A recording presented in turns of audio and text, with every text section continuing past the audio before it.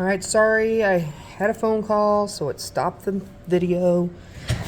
Anyway, so we've got h of 6 equals 35. So now we take 35 and we put it into f. So we have f of 35. If we go and look at f is 3x. So it's going to be 3 times x. Instead of x, we're putting 35. So 3 times 35 is 105. On this one, basically, you're going to take it's the same thing. You're going to take -3 and put it into h, and then you're going to put that answer into f, and then you're going to put that answer into g. So, -3 into h of -3 is going to be x squared minus 1, and x is -3. So -3 squared is a positive 9. Positive 9 minus 1 is 8. So then we will take the 8 and put it into f. So f of 8. F is 3x, so that's going to be 3 times 8 instead of x, which is 24. So now we take the 24 and put it into g. So g of 24. And g is x plus 4, so here's my x plus 4, but instead of x I'm putting the 24. So 24 plus 4 is 28. Alright, on this one, these are super simple. These are gimme points right here because the inverse of this relation, this is x, this is y, so forth, you literally just flip-flop them, right? So it's going to be -2, 8, 5, 10, 6, 12, 7, 14. Okay? And you do the exact same thing over here. You've got 9, -3, 4, -2, 0, just, that stays 0, 0, and that's also going to just stay 1, 1. Notice that I didn't change like the signs on anything. That was a -3 there, it becomes a -3 there, right? It's positive, positive. So you don't change any of the signs, you just literally just put the x where the y is and the y where the x is. That's all you do. Alright, on these they want you to find the inverse. So you change this part right here to y. So y equals 2x minus 1. And then the next step is you exchange these two. You flip-flop them. So it becomes x equals 2y minus 1. And then you get y alone. So I'm going to add 1 to both sides. And then I'm going to divide by 2. And so that's going to be x plus 1 over 2 equals y. And then the last thing you do is change this to f of x of -1. And that equals your x plus 1 over 2. So number 14, again, we're going to change this to y equals x plus 1 over 3. And then flip-flop x and y. Okay, we're trying to get y alone, so I'm going to multiply this by 3 so they cancel, but then I have to multiply the x by 3. So that gives me 3x equals y plus 1. I subtract 1 from each side, and that would be 3x minus 1 equals y. And then change my y back to f of x. So f of x of -1 is 3x minus 1.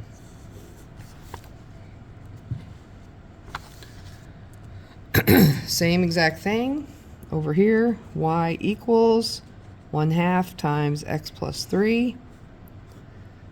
And so we're going to switch x and y. 1/2 y plus 3. So we need to get rid of this 1/2 first. So we're going to multiply by 2. Multiply by 2. The 2 and the 1/2 cancel. Leaves you with 2x equals y plus 3. And then now I'm going to subtract 3 from both sides. So 2x minus 3 equals y. And then we switch that back to f of x, -1. is 2x minus 3. And this one, we've got y equals x minus 2 squared plus 4. So switch x and y. And now we're going to solve for y, get it by itself.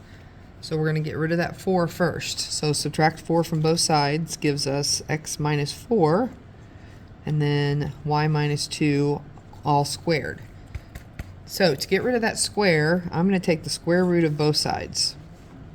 Alright, so that leaves me with the square root of x minus 4, all under the radical, equals y minus 2. Because the square and the radical are going to cancel. Now, I need to get this 2, get rid of it, so I'm going to add 2 to both sides. But here's the kicker. This 2 cannot go under that radical. It's already been, this part's already been the square root taken. So this 2's got to go outside that. So you can do it 2 plus the square root of x plus 4 equals y, or you could do the square root of x plus 4, and then just make sure that you put that 2 over here to the side where you know that it's not under the radical. Either way. And then change this to f of x of negative 1. So it's going to be f of x negative 1 equals, I like the 2 out in front, so x plus 4. That's the way I would write it. Alright, so on 17 and 18, they want to know if f of x and g of x are inverses. So what you have to do is do f of g of x and g of f,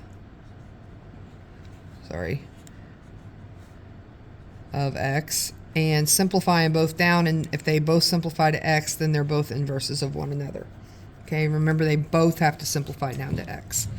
So if I do f of x, or f of g of x, I'm going to take this and put it into x. So f of g of x equals, there's 3, and then x plus 8. So instead of x, we're going to put x minus 8 over 3. So what happens here is these 3's are going to cancel each other, and you're left with just x minus 8 plus 8, and negative 8 plus 8, those are going to cancel, and you're left with just x. So that's a good sign. So that part's working, so you need to go ahead and do g of f of x then.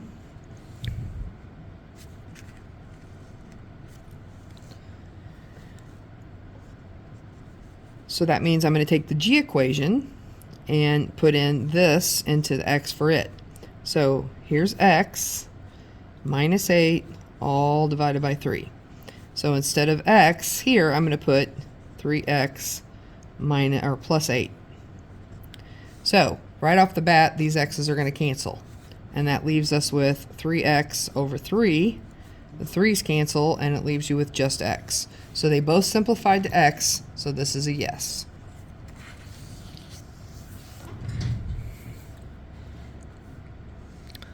On this one, if we do f of g of x, we take the g equation and put it into f.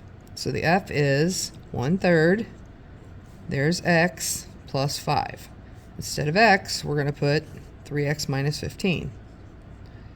Now, because this 1/3 is out there, it's going to get distributed to both of those. So 1/3 of 3 is 1x, and then 1/3 of 15 is a negative 5. Plus 5. Those cancel, and it leaves just x. So because we got x there, we have to do the g of f. If we would have gotten like 2x or x plus 6 or something like that, then we could stop there, because if it doesn't simplify to x, then it's not going to be an inverse. So g of f of x. So we take the g equation, which is 3x minus 15. And instead of x, we're going to put the f equation, which is 1/3 x plus 5. So we're going to distribute this 3 to both of those.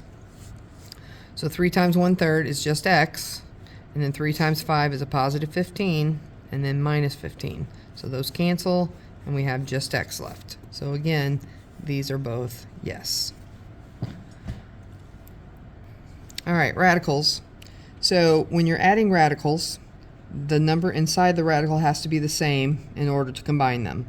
It's kind of like if you had 3x plus 6y, you couldn't combine them, but if you have 3x plus 6x, you can combine them. Same concept. So since they are both the same, we can add the coefficients in front. So 3 plus 6 is 9, and leave the square root of 5 just as it is. Over here, we don't have the same number. However, this guy can be simplified. We can do the square root of 4 and the square root of 5, which the square root of 4 becomes 2, and then square root of 5 stays. So square root of 20 simplifies to 2 square root of 5, but we have 2 of them, so we really have 4 square root of 5 right here. And we're adding that to 4 square root of 5. That's going to give us 8 square root of 5. Same thing with this guy. We can simplify this. The biggest perfect square in there is a 9, so the square root of 9 times the square root of 3, which gives us 3 square root of 3, plus this is still 2 square root of 3. That can't simplify. Here, 12, we can get a square root of 4 and the square root of 3, which gives us 2 square root of 3 minus 2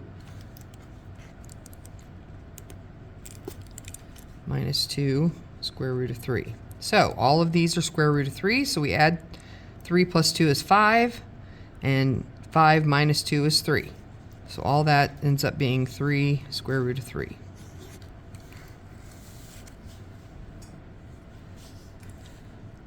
Okay, on this one, when you're multiplying, you're going to take the coefficient times the coefficient and the radical times the radical. So 4 times 8 is 32, and square root of 3 times square root of 3 gives you square root of 9, but the square root of 3, or excuse me, the square root of 9 is 3, so 32 times 3 is 96. And here, it's look at this as being 1 in front of the 5, and there's a 1 in front of the 2, so 1 times 1 is just 1. Square root of 5 times square root of 2 is square root of 10. And then 1 times 4 is 4. Square root of 5 times square root of 3 is square root of 15. Neither one of these can be reduced. There's no perfect squares that are in either one of those, so we just leave it just like that. Okay? Here, we can reduce this, separate these and reduce it. So we kind of have the square root of 28 times the square root of a squared times the square root of b squared times the square root of b. Now the reason I separated these is because the square and the square root are going to cancel on this because they're the same, or they're opposite of one another, sorry. But this guy is left behind. Same thing's going to happen on the a. The square and the square root are going to cancel, and then we can simplify the 28 as the square root of 4 and the square root of 7, which becomes 2 square root of 7. 2 square root 7, and then here we have just a, here we have just b, and square root of b. So now we can take everything that's outside of the radical, the 2, the a, and the b, put them out front, 2ab, and then the 7 and the b underneath. So 7b.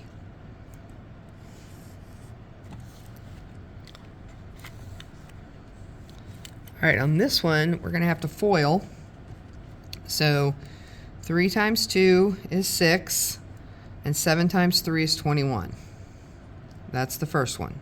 Then we take this times this. 3 times negative 4 is negative 12, and there's no square root, so we just leave it square root of 7. And now we do the same here. 6 times this. 6 times 2 is 12, square root of 3. And then 6 times negative 4 would be a negative 24. Now, this guy, there's nothing that we can take. There's not a perfect square in 21, so we're going to leave it just like that. None of these can be simplified any further, so that is your answer. Kind of ugly, but that's what it is.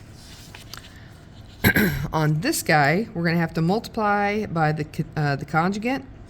So 1 plus the square root of 10, 1 plus the square root of 10 on top and bottom. What's going to happen here is we get 2, right? And then 2 times the square root of 10. Okay, that's the top. And then on the bottom, we're going to have to FOIL. So 1 times 1 is 1.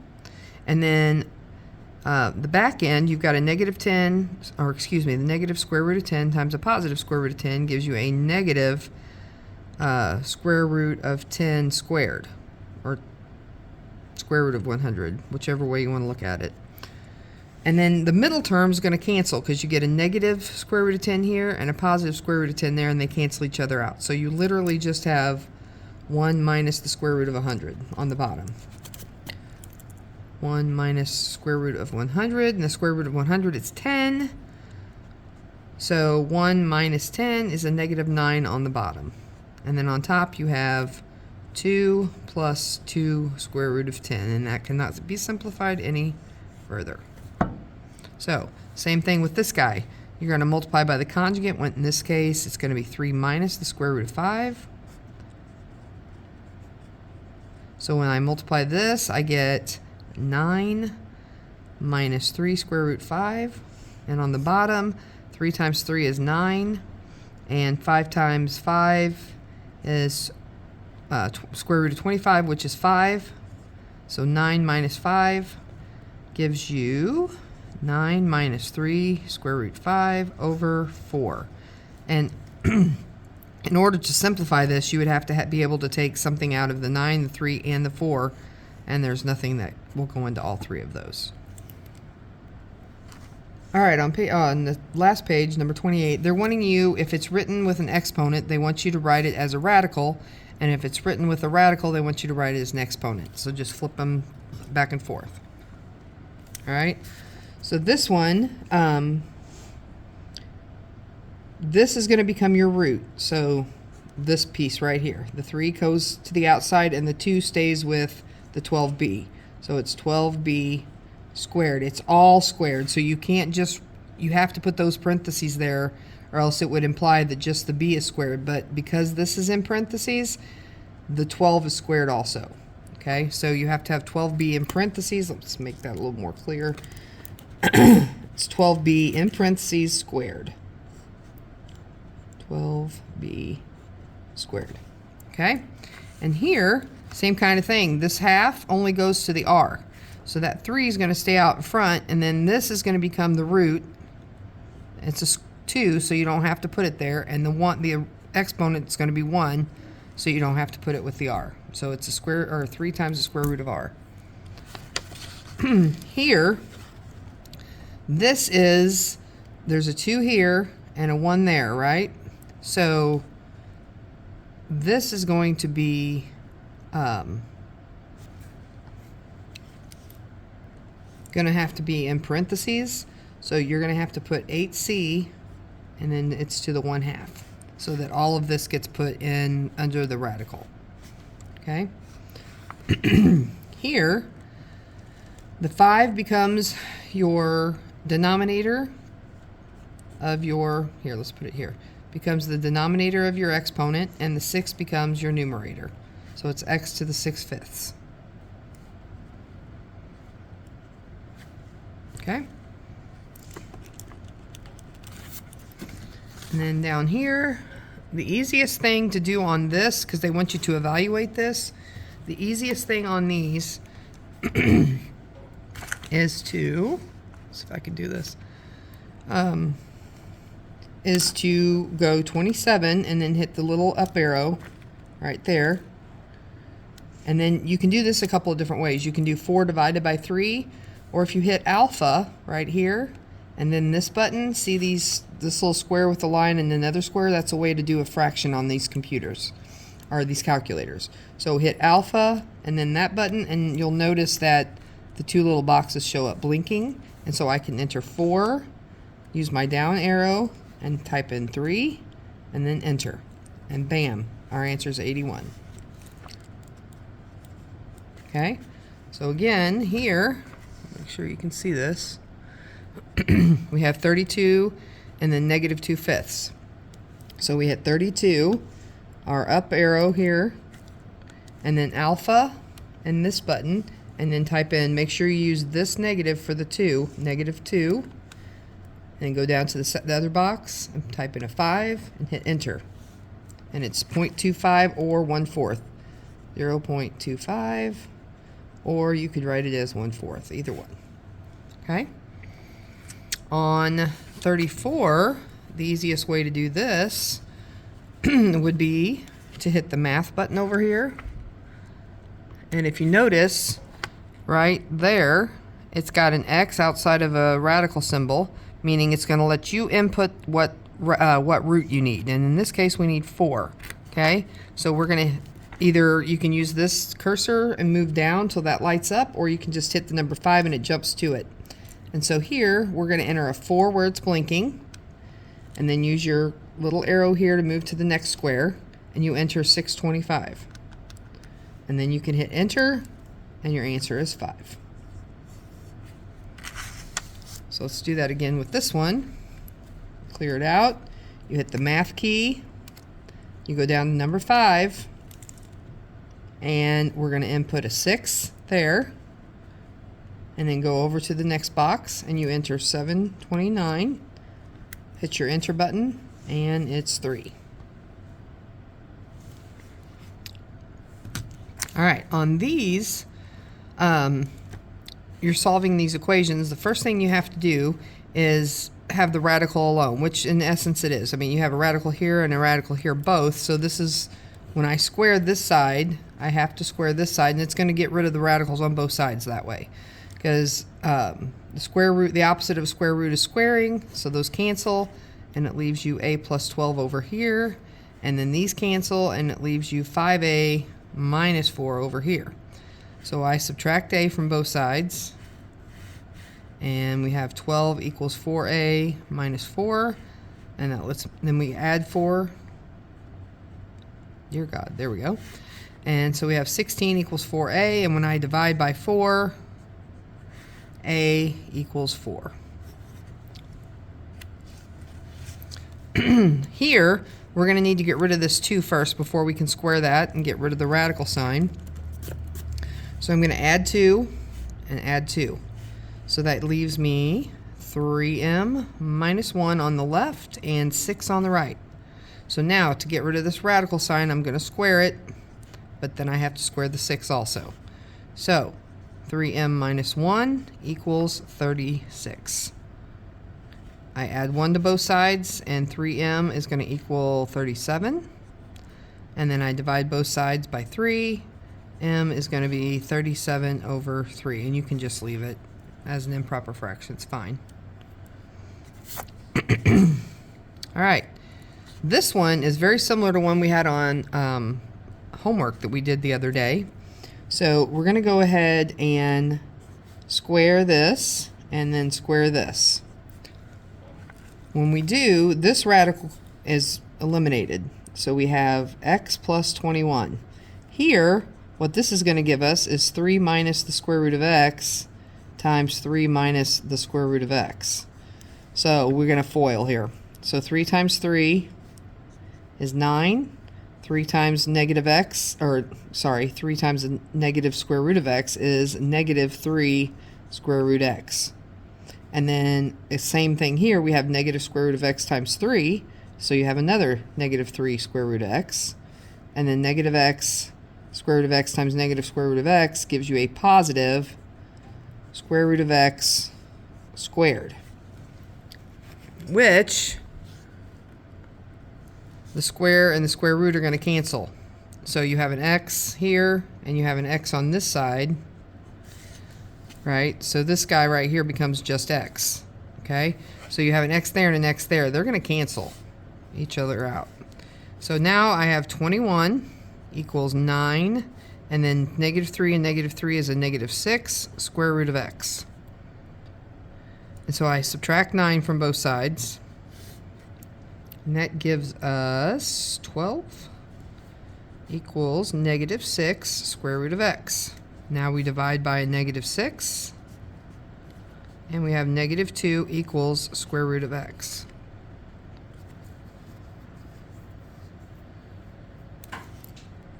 So at this point, most of us are going to square both sides and get a positive 4.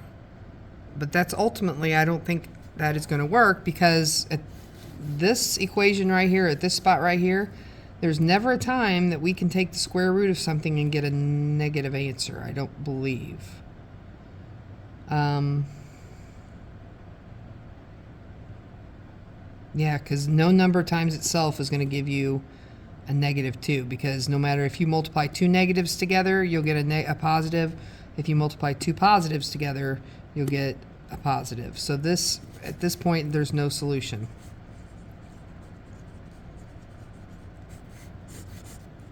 Okay?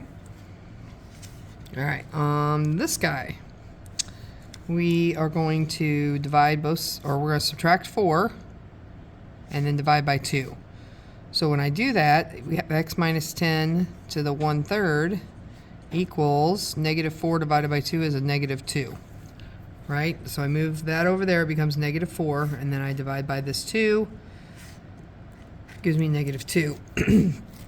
So what this 1/3 means is I'm taking the cube root of x minus 10, and I get a negative. Now, when it's a cube root or a fifth root or a seventh root, you can get a negative answer, because a negative times a negative times a negative is a negative. So that's okay. Where over here, a negative times a negative gives you a positive. So on square roots, fourth root, like if you have 2, 4, 6, 8, and it's a negative over here, you can't do that. All right, so here I can cube everything, and it gets rid of the cube root, and then I have to cube this guy. So we have x minus 10 equals negative 8, because negative 2 times negative 2 is a positive 4. Positive 4 times negative 2 is a negative 8. And then when I add 10 to move this guy over, this 10 over, we have x equals 2. And there you have it.